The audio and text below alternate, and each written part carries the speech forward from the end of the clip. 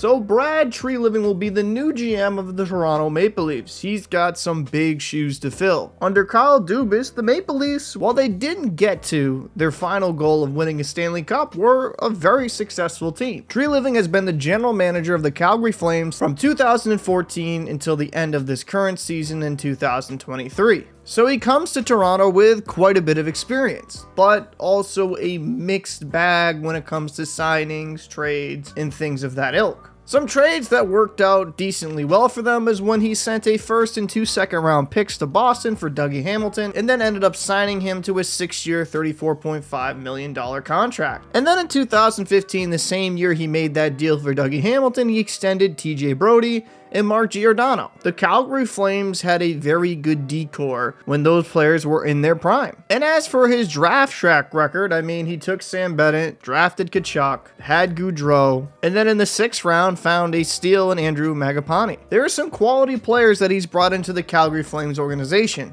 but unfortunately there's been a lot of misses as well. And where I kind of am a little bit skeptical when it comes to Treliving is the trades. He traded away Tkachuk, wasn't able to get Gaudreau to sign long-term in Calgary, the signing of James Neal, trading for Milan Lucic, overpaying for Hamonic. Treliving's a bit of a mixed bag, and how will this work out for the Toronto Maple Leafs? I'm not really sure. The last few seasons haven't been too kind to Treliving. Not all of it's on him. Some of these players made decisions to go elsewhere, like Gaudreau signed in Columbus, but you could argue he should have extended those players far earlier so they'd still be wearing a Flames jersey. And as for Tkachuk, we're seeing how that's playing out in real time. Huberdeau and Weegar are solid players in their own right, but Tkachuk was the far best player in that deal, and that is quite apparent when you see the success of the Florida Panthers. The problem with Treliving is when you go into the Toronto market, it can be unforgiving, and Calgary has a lot of passionate fans, don't get me wrong, but there is nothing like the Toronto sports media. When he makes one slip up, it's gonna be on front page news. But he went into the Maple Leafs understanding that is going to be a part of the job. I just don't think this is an upgrade from Kyle Dubas. Dubas was terrible with some of the contracts that were signed and how poor he was with negotiations. I mean, even on his way out negotiating a new contract for himself, that didn't play out in the most favorable light. But Treliving has kind of made some bad signings and trades as well. I'm not really sure if Treliving is an improvement over Dubas, and we're gonna have to find that out over time. And with the Toronto Maple Leafs having so many unrestricted free agents this offseason, and a lot of the moves they're going to have to make regarding the cap, I'm curious to see what Treliving does. Will he make a big shakeup, or will he try to bring the band back together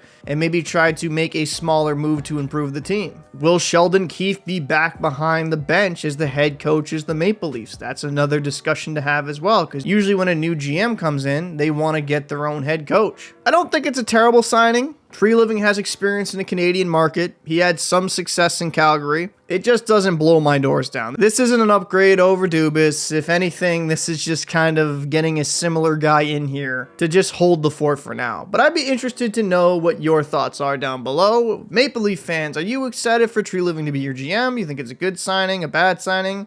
I'm Captain Paul. I'll see you in the next one.